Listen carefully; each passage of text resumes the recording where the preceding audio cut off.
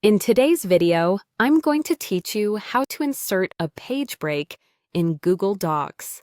This handy feature allows you to neatly organize your document by starting a new page wherever necessary.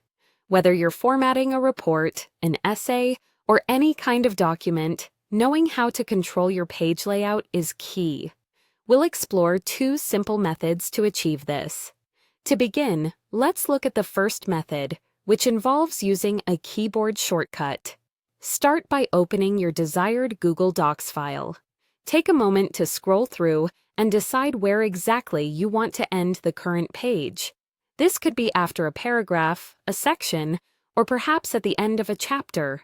Once you've decided, click on that specific spot in the document.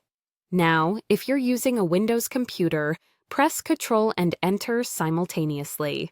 If you're on a Mac, press Command and Enter together.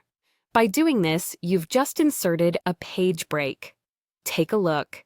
You now have a new blank page in front of you, waiting for your next set of thoughts or ideas. Moving on to the second method, this one relies on the menu options available in Google Docs. First, you need to place your cursor at the exact location where you want to end the current page, just like you did in the first method. The cursor acts as a pointer, telling Google Docs where to make the split. Now, direct your attention to the top menu bar. Click on Insert. This will reveal a drop-down menu with various options. Hover your mouse over Break. This triggers a small side menu to appear.